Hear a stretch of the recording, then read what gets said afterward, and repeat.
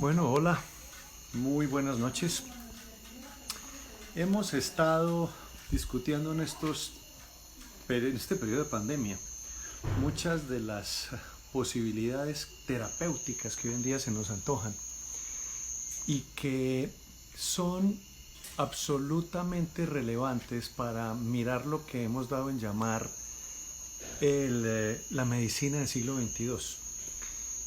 La medicina del siglo XXII se basa en comprender cómo funcionan nuestros órganos para que, descubierto e identificado cuál es la falla en la función, nosotros podamos resolverlo. En dermatología tenemos una gran suerte, y es que los dermatólogos podemos utilizar la piel como un termómetro que indique qué es lo que está pasando por dentro. De hecho, hay un capítulo muy grande de la dermatología que dice la piel en la medicina interna. Es decir, qué es lo que pasa en este órgano gigantesco que es la piel como consecuencia de los cambios que tenemos al interior. Y para eso hoy tenemos un invitado extraordinario, que es el doctor Carlos Jaramillo Trujillo. Él es el autor de 2 libros que son bestseller en Colombia y se están volviendo bestseller en el continente, que son El Milagro Metabólico y miremos a ver si este hombre está por aquí ya.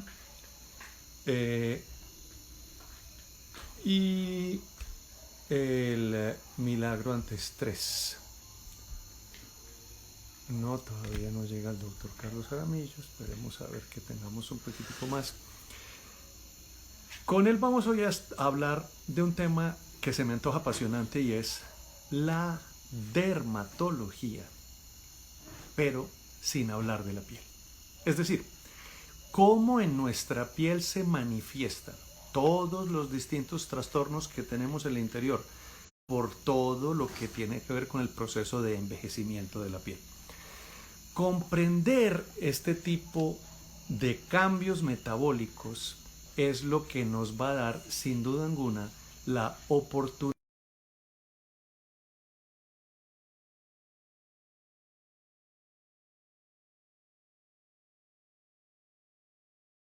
en pausa la utilización simplemente de cremas.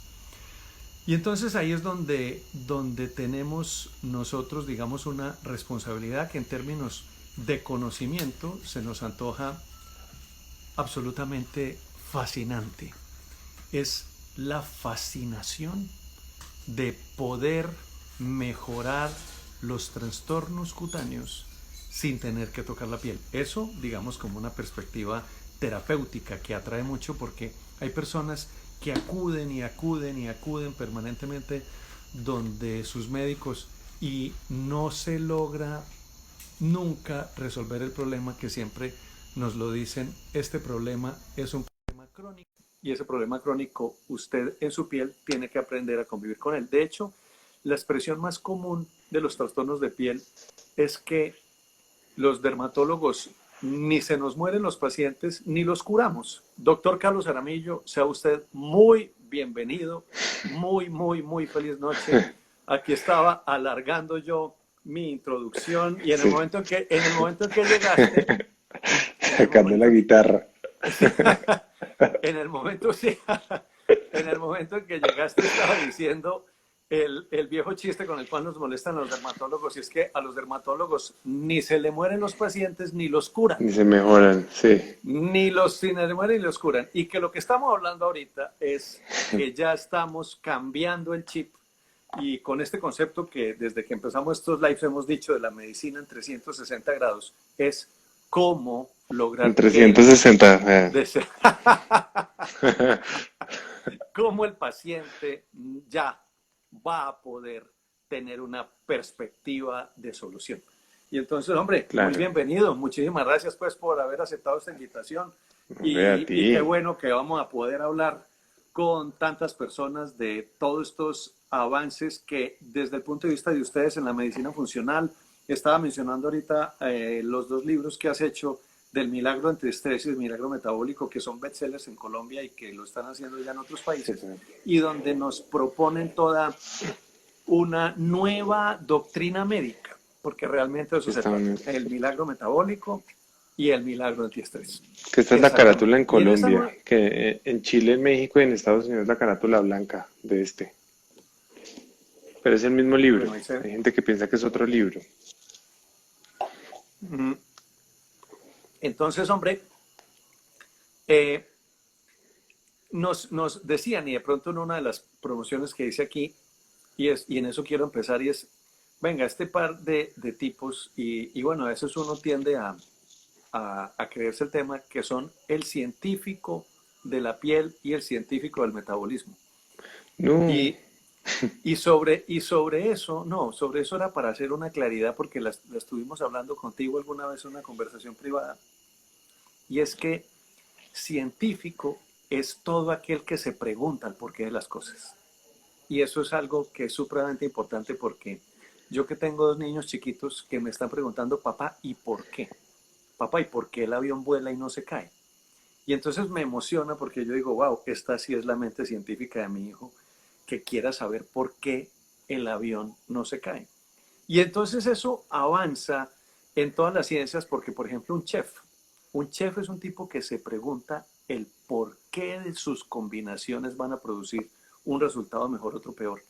Y entonces allí es así donde es. nosotros decimos que realmente la perspectiva científica es simplemente hacernos las preguntas de por qué pasa algo y procurar encontrarle las soluciones a esas preguntas. Así es. Así es. Y es que científico además, esta es una invitación que tiene cualquiera. Es que, o sea, científico, hay gente que a veces tiene como la arrogancia de decir, es que usted, como no hizo mi especialidad, no puede opinar de mi especialidad. Yo digo, pues yo no hice tu especialidad, pero yo me pregunto cosas. Y yo como médico y en beneficio de mis pacientes, siempre me las voy a preguntar. Y yo como médico en beneficio de mis pacientes, prefiero no saberme ningún protocolo.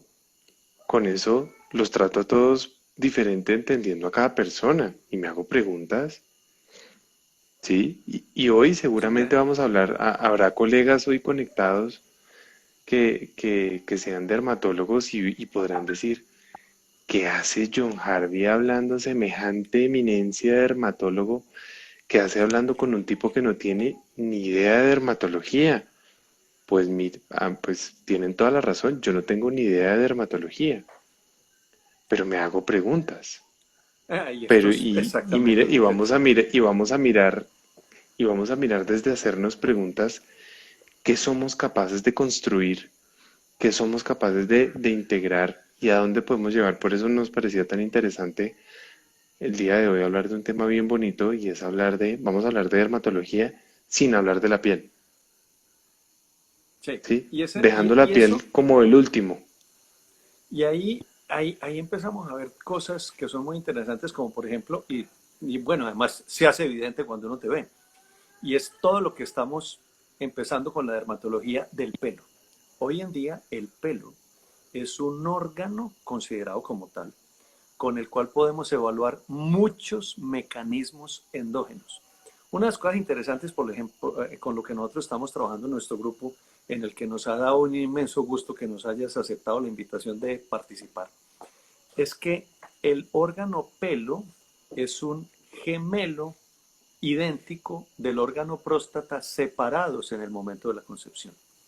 Y tener ese elemento racional que está perfectamente sustentado en la ciencia, nos ha permitido entender que si entendemos mejor lo que pasa con el órgano pelo, vamos a entender mejor lo que pasa con el órgano próstata y lo que Ya pues, interviene terapéuticamente en uno va a poder tener un impacto en el otro. De hecho, el vea pues. finasteride, que es la droga que se utiliza para, para la calvicie, es una droga que se desarrolló originalmente, fue para el tratamiento de la hiperplasia benigna de la próstata, que es cuando la próstata Claro, se agranda sin que sea cáncer.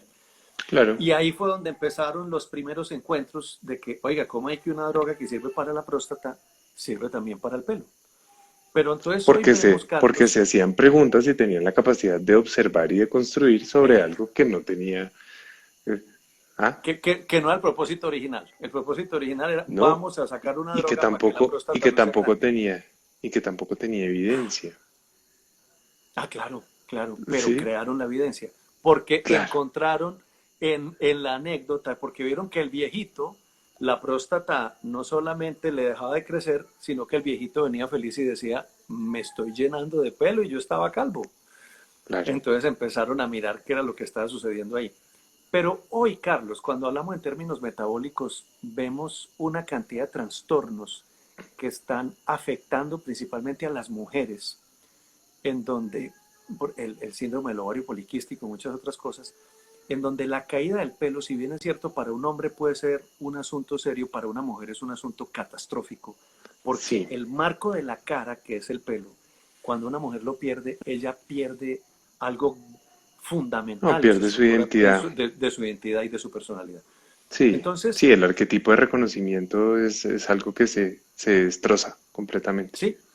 Y bueno, y siempre lo digo en todas mis conferencias de tricología, miren, para una mujer que se le cae el pelo es tan grave como para un hombre que se le cae el palo. Y el asunto que tiene el ánimo de hacer un chiste realmente refleja para mi auditorio, que es de médicos, cuando una mujer les consulte porque el pelo se les cae, el motivo de consulta es totalmente grave. Es Mm. totalmente grave porque es la identidad femenina.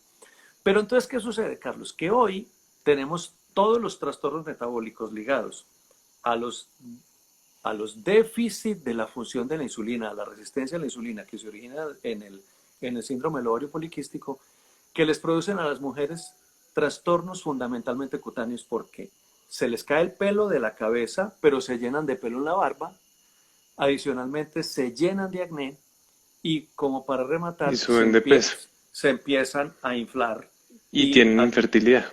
y no se embarazan. Entonces, ahí es donde uno dice, venga, esto no se va a solucionar con goticas de minoxidil ni con tabletas de finasteride. Entonces, el tema es cómo vamos a comprender este trastorno para ofrecerle soluciones eficaces a nuestros pacientes. Es que el ovario poliquístico tiene muchos matices, tiene muchos medios, muchas formas. Digamos que en mi forma de entender el ovario poliquístico, cuando uno mira, digamos, desde su propio origen, mm, uno lo puede mirar parándose, empezando desde el ovario y tratar de caminar hacia donde eso lo termine llevando, haciendo las uniones bioquímicas o las uniones fisiológicas de las pérdidas de los senderos. Pero lo que uno más ve es el paciente que tiene alteración inicialmente de inflamación crónica, alteración en la insulina por la mala alimentación, empiezan a reiterar y a reiterar y a reiterar en esto, y a eso se empiezan a juntar muchos factores que pueden ir adicionales, se les altera la flora porque les dio por tomar antibióticos, empiezan a tomar anticonceptivos, o sea, empiezan a aparecer diferentes cosas y al final, en ese sendero, el ovario termina siendo ese último que termina afectándose en ese proceso y obviamente en ese proceso también aparecen alteraciones de otras hormonas como la testosterona que empieza a elevar en las mujeres, empiezan a tener, es normal que una mujer tenga testosterona, pero empieza a aumentar niveles de testosterona libre y entonces ya empieza uno a identificar diferentes factores, empieza uno a identificar los estrógenos con un patrón alterado, la testosterona con un patrón alterado, la insulina con un patrón alterado. Uno podría medir formas de cómo el hígado empieza a eliminar y también lo empieza a tener alterado y ante todo el cuerpo empieza a atorarse y a inflamarse, a inflamarse, a inflamarse. Entonces uno mira y dice, ah, ¿por qué se le cae el de la cabeza y le aparece el de acá? Claro, está empezando a tener mayor estímulo de la testosterona. Ah, ok, bueno, chévere. Y así empiezan a aparecer muchas cosas. Cuando yo he recibido pacientes con síndrome de ovarios poliquísticos, siempre empiezo desde muy adentro. Siempre empiezo desde quitarles en la alimentación todo lo que les dispara, siempre empiezo a empezarles a regular la insulina, la inflamación. A todas las mujeres les evalúo el intestino, absolutamente a todas. Les evalúo el intestino por esas múltiples conexiones que tiene el intestino, que son súper amplias, ¿sí? La relación que tiene el intestino con el cerebro, el intestino con el hígado, el intestino con la tiroides. O sea, son tantas las conexiones que pueden El existir. intestino con la piel directamente, en lo que llamamos hoy eje intestino-piel e Pero intestino-cerebro-piel. es que es innegable.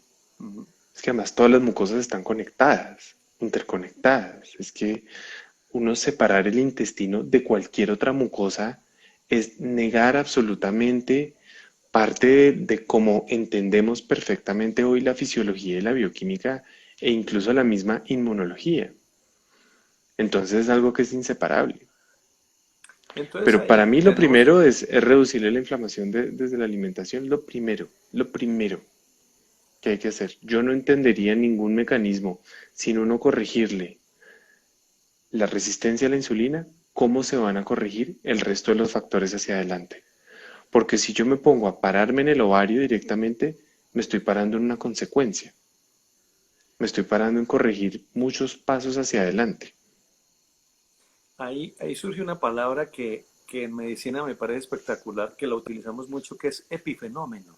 Entonces, epifenómeno en medicina, para los que no son médicos que nos oyen, es cuando una cosa está ahí, pero no sabemos si es causa o es consecuencia, pero está.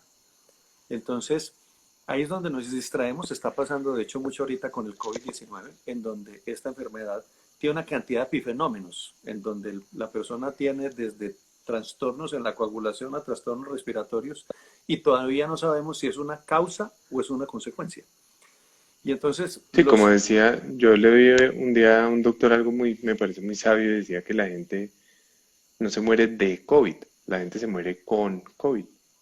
Exactamente. Y Y eso es entonces como pasa esto, con el VIH.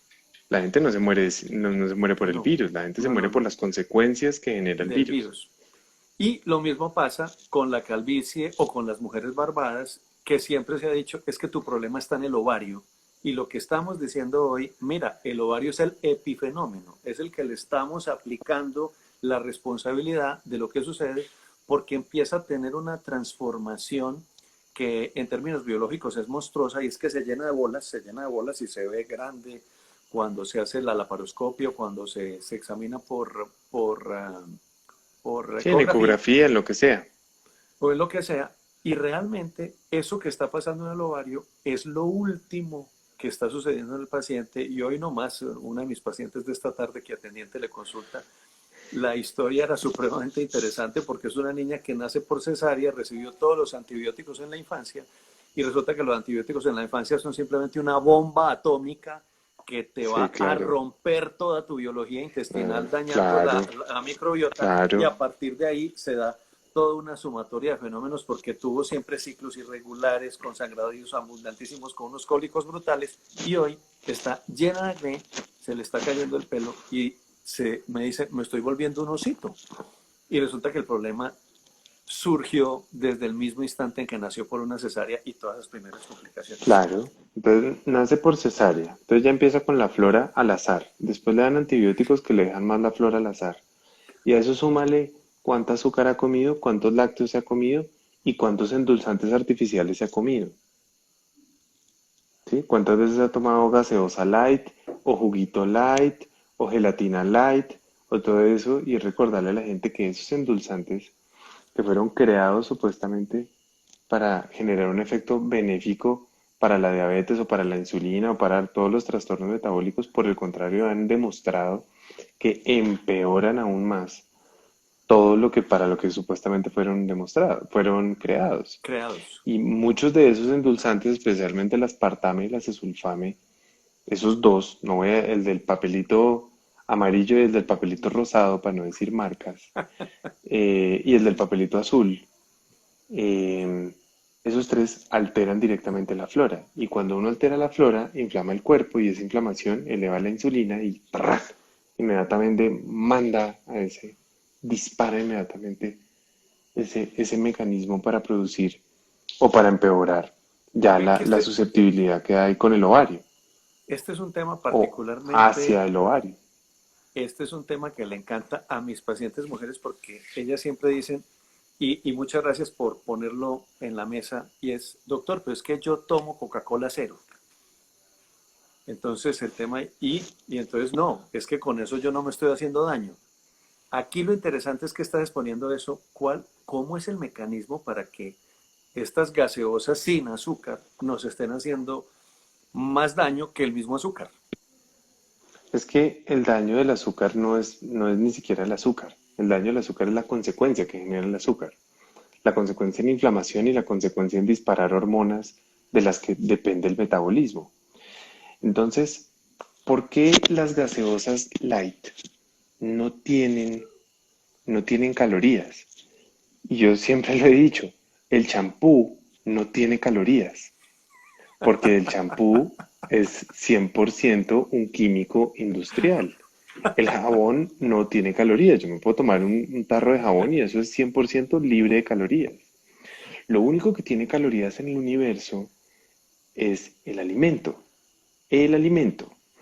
Entonces, cuando yo me tomo un agua que no tiene calorías, con un químico industrial de colorante, con un químico industrial de saborizante, con un químico industrial de endulzante, pues me estoy comiendo únicamente químicos industriales.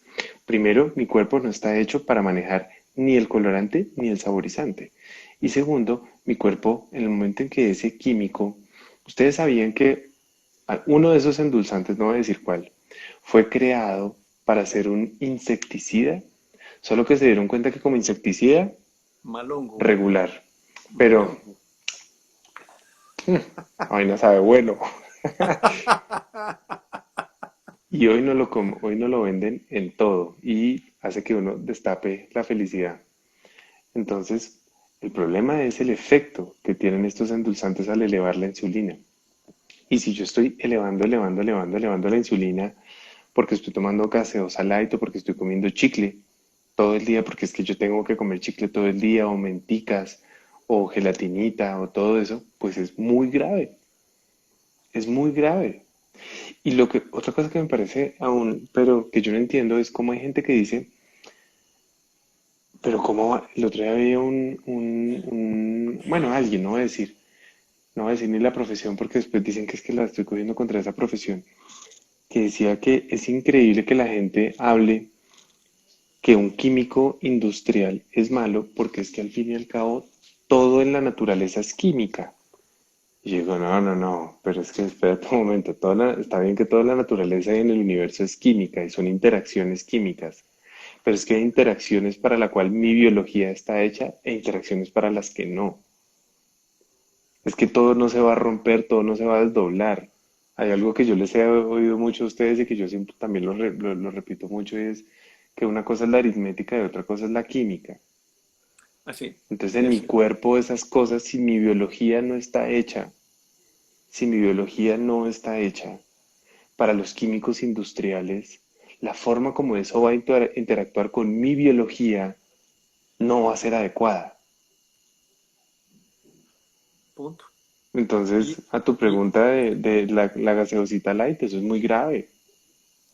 y además hay otra cosa que sabemos hoy en día y es que nuestra microbiota, bueno, ¿qué es la microbiota? Recordémosle a todo el La flora mundo que es intestinal. lo que antes llamábamos la flora. Y la flora es toda la combinación de todos los distintos microbios que existen en el universo, en donde hay que incluir los virus, las bacterias, que es las más conocidas y las que tienen más mala fama, porque como las bacterias producen infecciones, la gente dice, ah, es que mi abuelito se murió de tuberculosis, que era una bacteria, que es una bacteria, el bacilo de la tuberculosis. Y la mala fama nos hizo solamente enfocar todo el proceso biológico en el siglo XX y parte de lo que va en el siglo XXI en pensar que las bacterias son nuestros enemigos y que las tenemos que combatir. Hoy sabemos varias cositas. Uno, que por lo menos el 50% de los procesos metabólicos de ustedes, seres humanos, se los están haciendo sus amigas, las bacterias.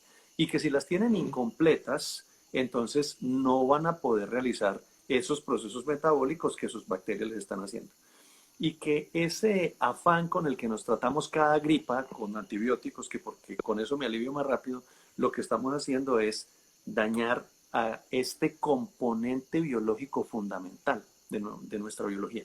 Y Pero además de además, entender que no es solo la flora intestinal, ¿no?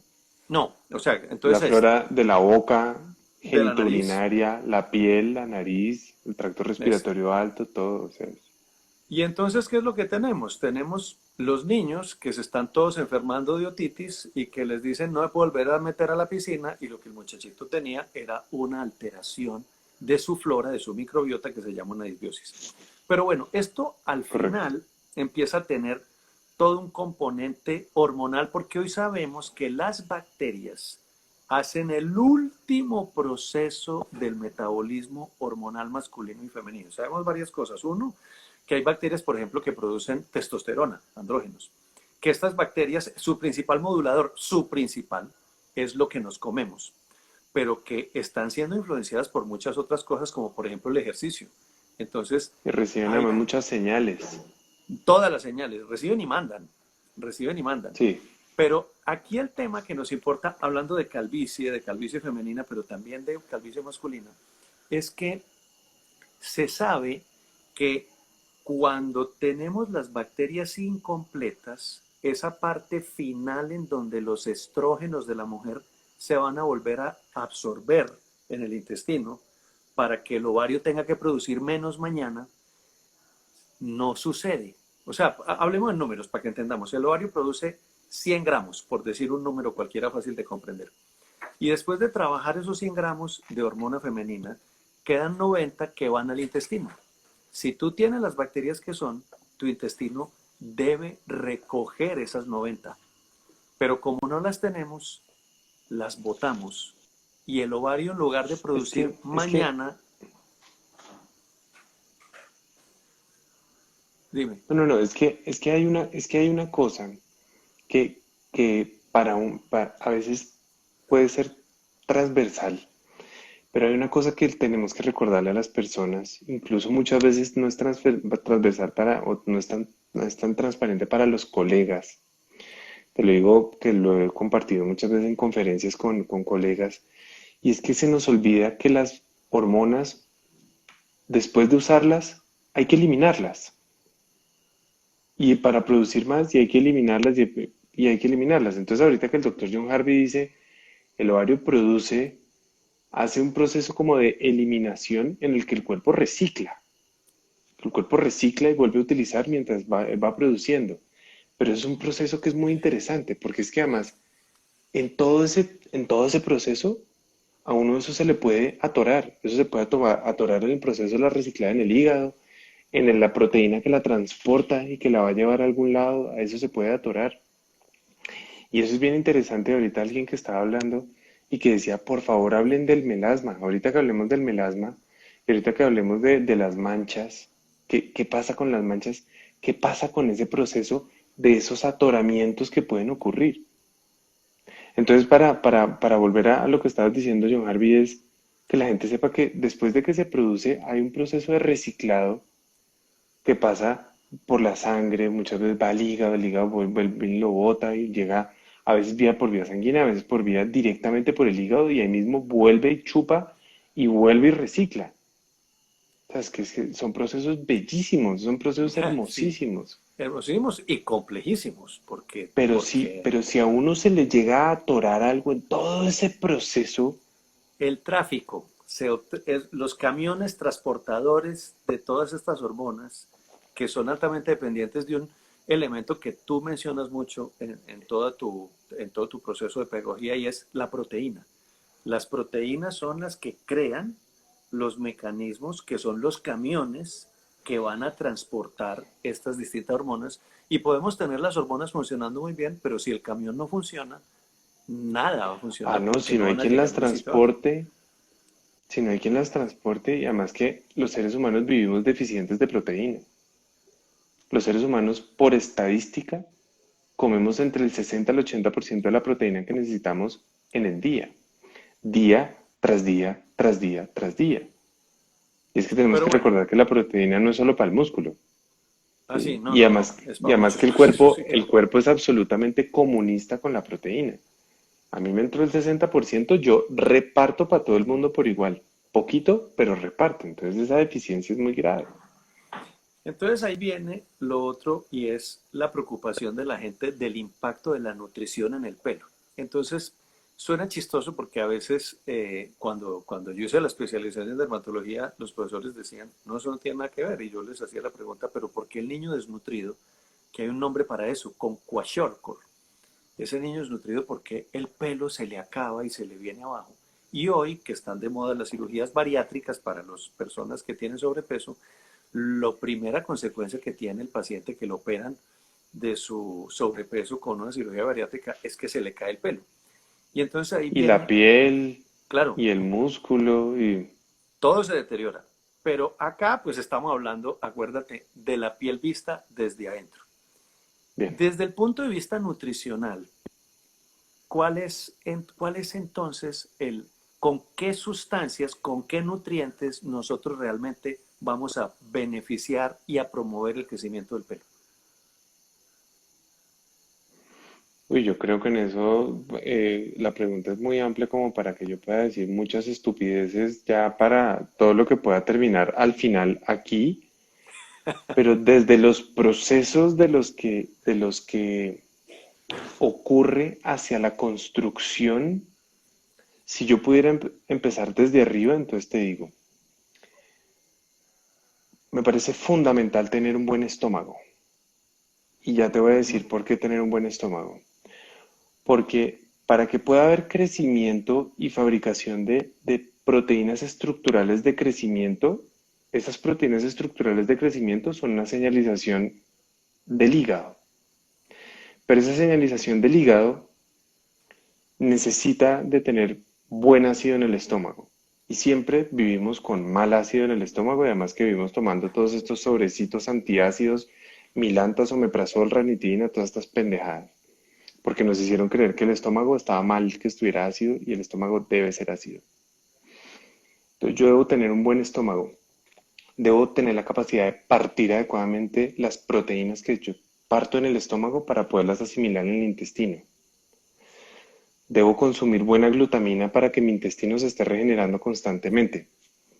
Para eso debo, además, si yo no tengo un buen estómago, no asimilo selenio y zinc, que el selenio y el zinc son fundamentales para el crecimiento del pelo, de las uñas, de la piel, de todo lo que ustedes llaman las faneras, si es que no les han cambiado el nombre, creo que hasta ahora todavía las llaman igual, No, ¿cierto?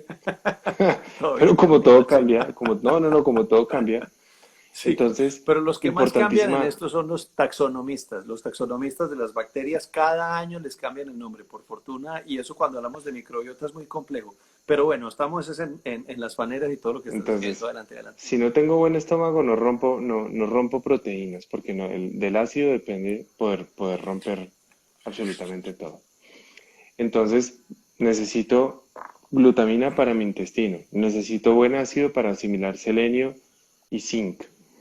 Fuera de eso, necesito, además de eso, magnesio, supremamente importante para absolutamente todos los procesos biológicos intermedios, más de 300 procesos biológicos en los que Enzimáticos. interfiere el magnesio.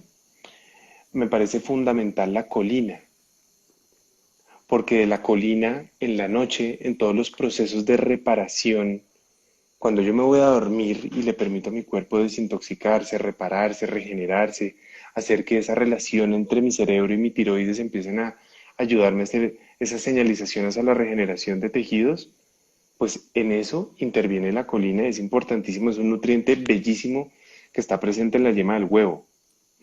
Me parece fundamental también el selenio, el zinc y algunos aminoácidos para la función tiroidea.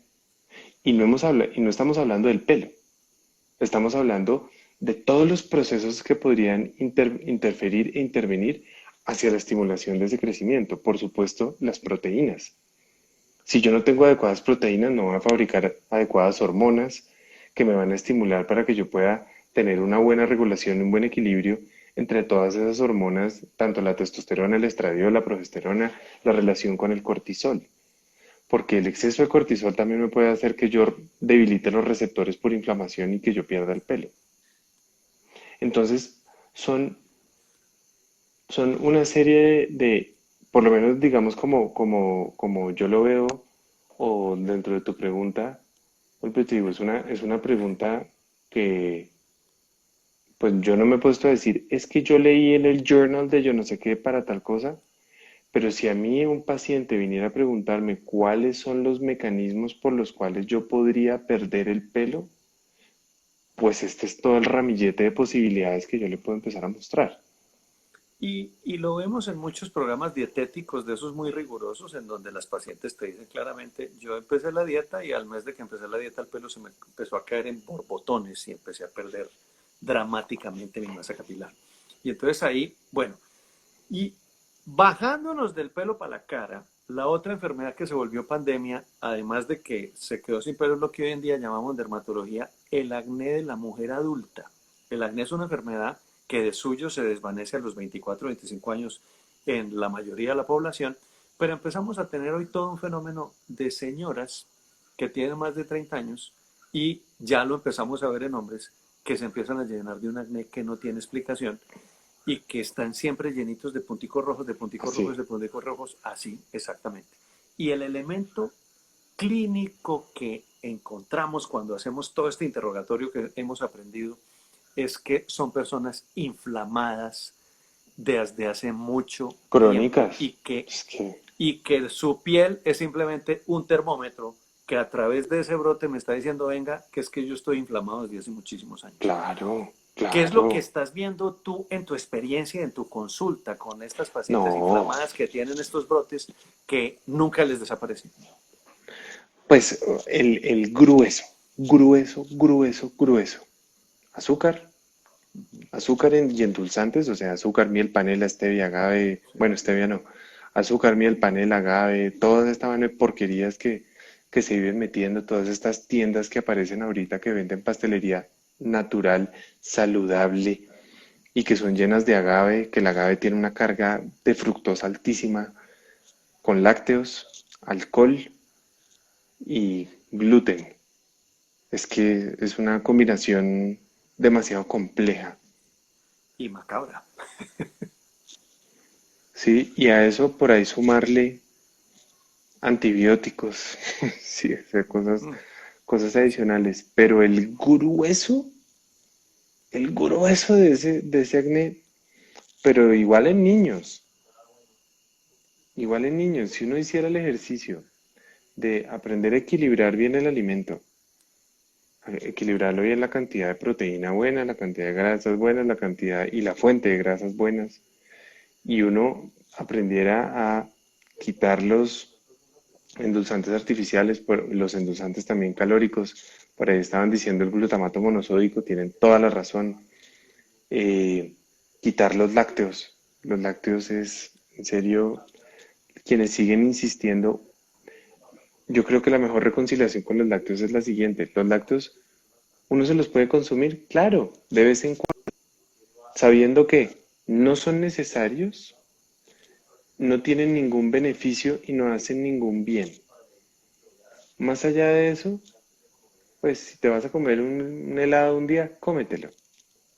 Pero si estás con acné o con dermatitis o con problemas que estén en algún momento disparando con asma, con cosas así, quítalos por un tiempo y observa, observa que el momento en que le quites la inflamación a tu intestino va a resolver. Eso no quiere decir, a mí siempre me gusta mucho ver con las enfermedades de la piel, me gusta mucho verlo y me gusta ver lo mismo con la autoinmunidad. Y es, en la autoinmunidad hay alguien que es el que uno en la autoinmunidad encuentra fuego por todos lados, fuego, y en las enfermedades de la piel encuentra fuego por todos lados, o cuando uno mira. A mí me gusta verlo de tres formas, como cuando hay, de tres escenarios, como cuando hay un incendio. El primero es, ¿quién es el que tira los fósforos para prender? El segundo es el fuego. Y el tercero son los daños que deja el fuego. Entonces, cuando yo veo eso que tú estás hablando de simplemente algo como un acné que está apareciendo, pues sí, esas son las consecuencias, esos son los daños. Después yo miro a ver qué tratamiento le hago y todo eso. Tengo que entender que debajo de eso hay un fuego inmenso. Pero lo que lo está prendiendo, que está tirando los fosforitos todo el tiempo para mantenerlo, es justamente el azúcar, el lácteo, el gluten, todo eso y la reiteración de todo eso. El aceite de canola, de soya, de girasol, las margarinas, eso es lo que está prendiendo los fósforos todo el tiempo.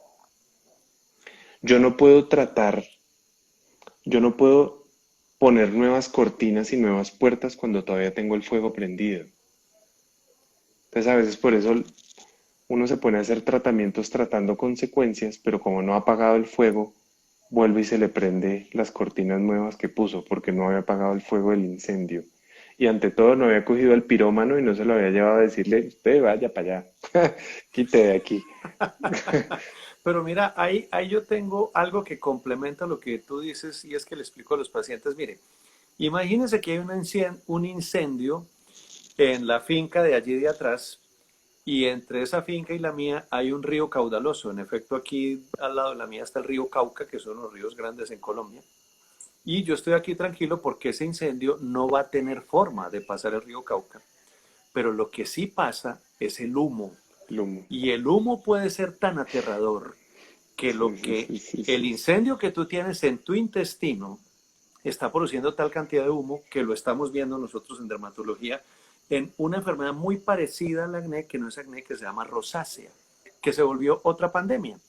Me Y encanta. entonces les decía yo a mis amigos, a los mellizos Vélez que hemos hablado esto y a tantos amigos Por ahí los con vi los que, conectados. sí, y es, oiga, venga, cuando yo Síganlos, hacía mi síganlos. Cuando especie, vean por ahí, síganlos. Que dice Medical sí, Art. Síganlos. Medical Art, Unos cracks.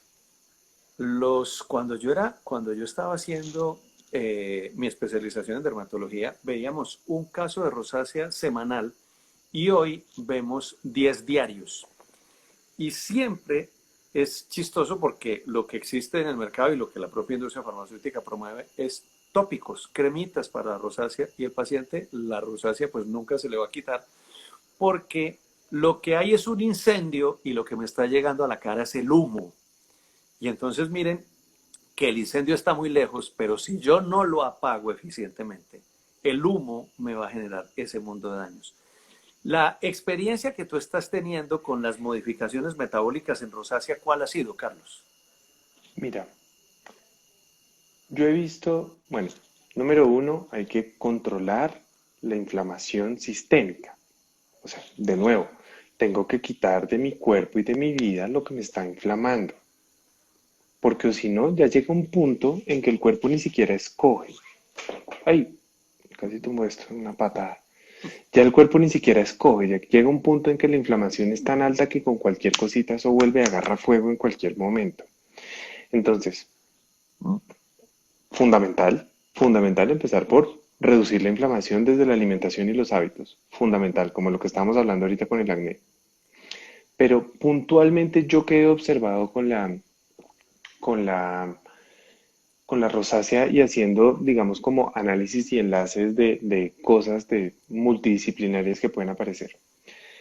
Hay una gran relación, y en esto me corregirás, de lo que estábamos hablando ahorita de la flora intestinal con la rosácea. Y eso ya, digamos que hay estudios y hay artículos, papers, hay congresos, se ha presentado y se ha demostrado. Tanto, no solamente por cuando la flora está desequilibrada o cuando hay presencia más de algunos que otros, porque recuerden que es que la flora no es como la gente que a veces dice, uy, es que me voy a tomar el probiótico que más bacterias tiene porque ese es el mejor. Y yo a veces le digo a la gente, espérate, porque no siempre el que más bacterias tiene es el mejor, porque es que la flora tiene que estar en equilibrio.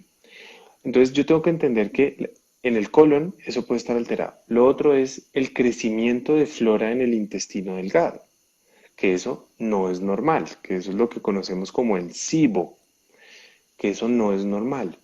Pero usualmente porque hay crecimiento de flora en el intestino delgado es por una causa que no vemos ante nuestros ojos.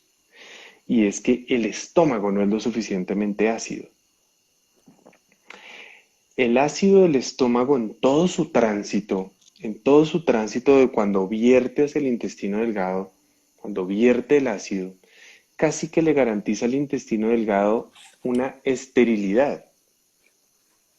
Pero como vivimos tomando todos estos antiácidos, todo omeprazol, ranitidina, lansoprazol, esomeprazol y todo, y es algo crónico y crónico y crónico, pues en un estómago alcalino hace que el intestino delgado sea mucho más alcalino y eso favorece el sobrecrecimiento.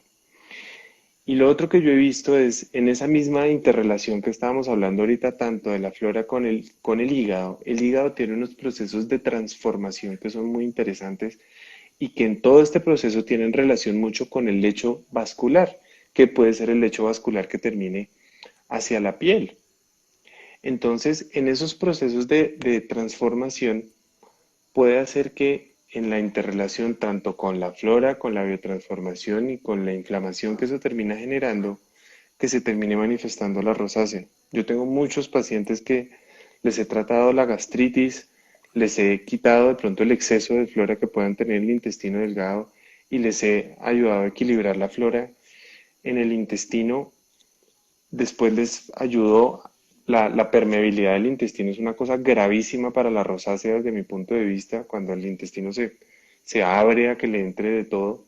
Entonces les corrijo la permeabilidad del intestino y les mejoro la eliminación del hígado y he visto resultados impresionantes en esos pacientes, sin haberles mandado una sola crema porque sería atrevido mandándoles una crema que no tengo ni idea. O sea, yo lo máximo que formulo es aceite de coco porque conozco de qué está hecho. El, O Aquasense, o el Aquasense que ustedes hacen que a mí me fascina. O sea, el yo el Aquasense Aquasense es, lo amo. mira, ahorita que se estaba hablando de todo el tema del pH, es el pH estomacal tiene un protagonismo en todo lo que es la salud de la microbiota, porque hoy sabemos De que todo el uno, cuerpo. de todo el cuerpo, sí, de todo el cuerpo, sin duda, pero como vamos a explayarnos poquito más en el tema de microbiota de flora, resulta que hay bacterias que pueden sobrevivir perfectamente en la acidez del estómago, en la máxima acidez del estómago, que es la acidez de uno. Recuerden todos las clases de química del colegio y verán que en acidez de uno, si ustedes meten el dedo se deshace completico. Por eso cuando ustedes meten la carne, en acidez de uno, la carne se deshace, pero si no somos ácidos en uno, no se va a deshacer. Bueno, además de unos procesos proteicos que participan ahí. Y esa acidez es, le permite a cierto tipo de bacterias vivir allí. Y resulta que cuando no las tenemos es cuando crece el Helicobacter pylori. Y entonces llega todo el mecanismo global de tratamiento del Helicobacter pylori con estas megadosis de antibióticos que lo único que hacen son realmente una bomba atómica que tenemos en el estómago y en el intestino. Entonces hoy sabemos que en el estómago hay poquitas bacterias, pero que tiene una función de convivencia fundamental para que no sobreprolifere el helicobacter, que también es un habitante normal del estómago, pero que prolifera exageradamente para generar Y todas en las especial distintos del trastornos. intestino. Claro, en el intestino hay también otras pequeñas cantidades de bacterias Por que eso están dije, diseñadas. debe ser casi Sí, estéril. casi. Hay Casi. otras que O sea, viven allí y ya sería absurdo decir que sea. la gran población que tenemos ahí. Y otros protagonistas de esto vendrían siendo los parásitos. ¿Qué pasó con rosácea? Empezaron a salir las asociaciones, las publicaciones de que cuando usted tiene helicobacter es que tiene rosácea. Y realmente nosotros fuimos el primer grupo que empezó a mostrar en los congresos en América Latina y en Europa los resultados de mejoras y de curas de la rosácea, considerada una enfermedad incurable y crónica, con la utilización de tratamientos que llamamos de impregnación en probióticos y en antioxidantes, porque entendemos que el antioxidante es que el óxido es el humo del que estaba hablando ahorita. ¿Qué pasa cuando hay incendio? Sí, El eso ya es un incendio, proceso final. exacto, el incendio produce un proceso final que es humo. Entonces nosotros con los antioxidantes recogimos el humo, con la microbiota hacíamos algo para apagar el incendio y logramos unas mejorías absolutamente sorprendentes. Pero esos pacientes que nosotros afirmábamos que se curaban, de pronto a los 3 o 4 años volvían y recaían. Y no entendíamos esto hasta que empezamos a discutir contigo todos estos asuntos de la biología, de la acidez del estómago, de cómo eso modificaba toda la estructura metabólica y cómo eso era el pirómano que encendía. El pirómano que encendía el cerillo, que encendía el fósforo para producirlo, y que cuando logramos integrar Ahora, eso en esta medicina de 360 grados, ahora sí podemos hablar de curas de enfermedades que se consideraban antes crónicas y que usted tiene que no solamente convivir con ellas, sino convivir con su proceso de degeneración y de empeoramiento con los años. es que a mí me parece curioso. Ahora, bueno, ahora falta que vayamos a los congresos Que me reciban a mí allá, que me tiren tomates. No me importa que me tiren tomates porque los uso No, para hacer salsa para la pasta. A mí no me importa. Eh, a mí me parece muy curioso algo, John Harvey, y es cómo es posible que como decíamos al principio, como científicos, que nuestra labor es hacernos preguntas y empezar a preguntarnos el porqué de las cosas. No nos preguntemos, no digamos, bueno, esto, como tú decías, esto yo veo un paciente con rosácea uno cada y hoy veo un montón. ¿Por qué? ¿Por qué? ¿por qué? ¿Qué cambió? Por qué antes casi nadie estaba en sobrepeso y hoy todo el mundo está en sobrepeso? ¿Por qué? ¿Por qué antes no había casi niños autistas y hoy uno oye un montón de gente con niños autistas? ¿Por qué? Yo, ¿por qué? Por el beneficio de mi paciente. Me voy a negar la posibilidad de aprender yo para mi propio crecimiento como científico, y por qué le voy a negar la posibilidad al paciente de aprender para él, Ujú. de desestructurarme completamente a lo que yo creo que yo sé, de renunciar completamente a mis creencias. Hay un libro de un tipo que se llama Joe Dispenza que a mí me parece un crack, que se llama Deja de ser tú. Y deja de ser tú a la larga es, también aplica para la medicina. Porque yo no puedo permitirme dejar de creer lo que creo que sé, dejar de pensar en la misma línea de punticos que siempre me aprendí. ¿Por qué no puedo desestructurar todo eso y empezar a pensarlo diferente? Pero eso tiene una razón en Seguramente, en la neurociencia, Carlos, y hay gente trabajando en eso. Hay un argentino que me encanta, se llama Facundo Manes, que nos cuenta cómo el cerebro está diseñado no para tener la razón, sino para sobrevivir. Y para sobrevivir, el cerebro necesita crear un modelito y quedarse en él. Y entonces por ¿no? eso lo que tú estás mencionando que hay que desaprender, eso es un tema que no tiene que ver, y esto es una cosa muy importante que se lo digo yo a mis colegas cuando no, no logran entender la magnitud que tiene una afirmación cuando le dices a un paciente tu enfermedad es crónica y te vas a morir con ella. Y yo siempre digo lo mismo, no, no, un momentico, no es que una enfermedad no tenga cura, es que no se la hemos encontrado. Y nuestra Correcto. obligación como hombres de ciencia es encontrársela. Pero que es que la enfermedad no tiene cura. No, no, no, no, no. La enfermedad, lo que pasa es que no le hemos encontrado la cura, pero tenemos que buscársela. Y Pero entonces, más triste es cuando yo no quiero buscarla y cuando espero a eso, que otro sea el que escriba el artículo para ver si me dice cómo hacerlo. ese es Es que el, no, es que siempre seremos practicantes de la medicina, siempre, es que uno siempre es un practicante y uno aprende todos los días es de los pacientes. claro, Por eso uno se tiene claro. que dar ese permiso de aprender de ellos. Es que nuestros pacientes son nuestros maestros diarios. No, mira, yo hablando de esto, tengo una paciente inolvidable porque me dice, mira, yo fui una mujer sana y un día tuve un accidente inexplicable que me llevó a cuidados intensivos. Estuve 60 días en cuidados intensivos, me pusieron todos los antibióticos del mundo y desde ese día hasta hoy soy la persona más enferma del mundo. Y Mm, cuando alguien te dice eso, uno no le puede responder, no, eso no tiene nada que ver porque usted está aliviada. Y ella dice, no, a mí toda la comida me cae mal, yo ya no puedo comer nada porque todo me cae mal. Y resulta que adicionalmente me empezó a dar, que era lo que consultaba, se me empezó a caer el pelo, me empecé a llenar de acné, empecé a ponerme roja con cada trago que me tomo de alcohol o de vino. Y entonces ella traía el diagnóstico, lo traía. En el momento en que estuve 60 días de cuidado intensivo, mi vida cambió. Y eso que estás diciendo es lo que nosotros tenemos que ofrecerle al paciente, decir, venga, nos sentamos y miramos qué fue lo que a usted le cambió y ver qué le vamos a corregir.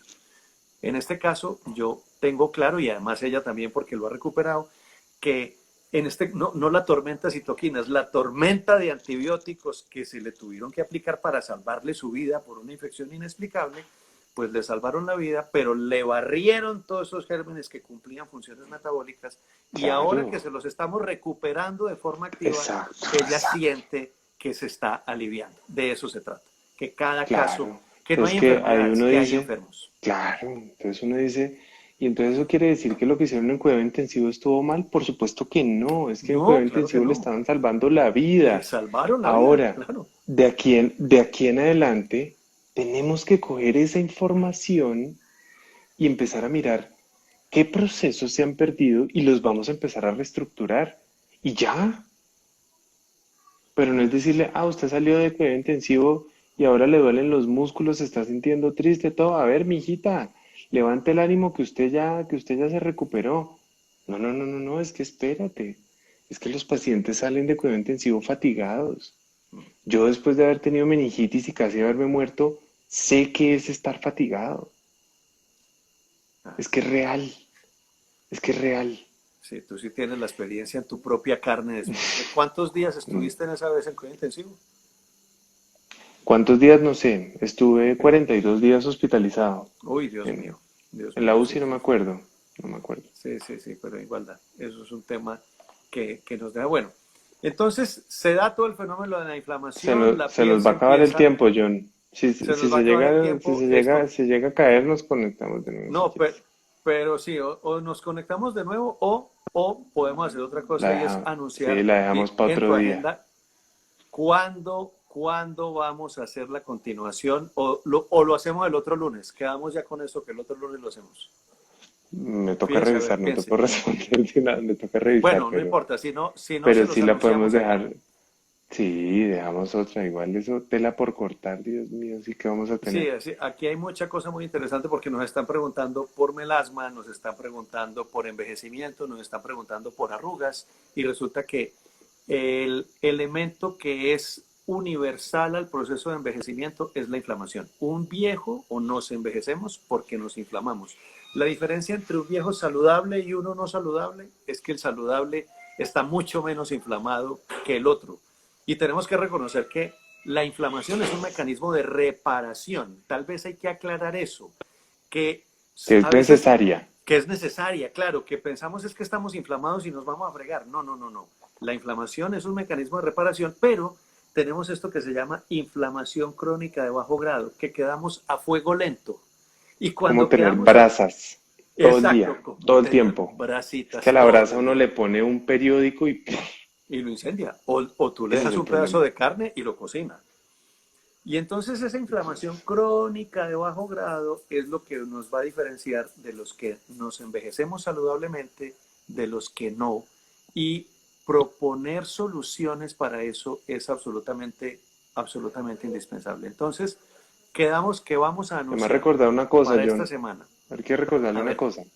nos La quedan gente busca dos minutos nos quedan. la gente busca demasiado el antienvejecimiento hoy. Y que buscan y buscan y buscan y todo por fuera, todo por fuera. Ujú. Y la estimulación y la crema y la vaina y la cosa y todo por fuera, todo por fuera. Es que recordar que los factores de antienvejecimiento vienen, así como todo lo que estamos hablando, de adentro para afuera. Y recuerden una cosa, antienvejecimiento o longevidad o como ustedes lo quieran ver, longevidad no es ser viejo por más años. Longevidad es ser joven por más años. Tal No cual. escoger a alguien a los 50 acabado y con diabetes y extenderle la vida hasta los 80 porque le va a decir a uno, gracias doctor. Sí. Es yo tener 90 años y sentirme delicioso dentro de mí, en mi cabeza, en mi mente, en mi cuerpo, en mi espíritu, en mi energía. De eso se trata. Sí, De de eso se eso se trata. trata. Eso sí es longevidad. Y a eso es que le trabajamos. Ser joven por mucho más años es una afirmación que vamos a oír mucho acá con otro de nuestros colegas, miembro de nuestro equipo, que es el doctor Jacob Incapié, que es geriatra de la Universidad de Harvard, y que como le gusta tanto estudiar, ahorita está haciendo una especialización adicional en la oncología. Y me decía ayer que estábamos haciendo una conversación de amigos, ahora que estoy estudiando cáncer, me doy cuenta todo lo que hay en envejecimiento y cáncer. Cómo entender el cáncer es entender el envejecimiento. Claro, Entonces, claro. ahí sí que Por es cierto supuesto, que tenemos mucho de qué hablar. Carlos, por muchas gracias supuesto. por estar con nosotros esta noche. Esta A ti, semana hermanito. anunciamos la continuación de este live para Dale. hablar de todos los temas de piel que nos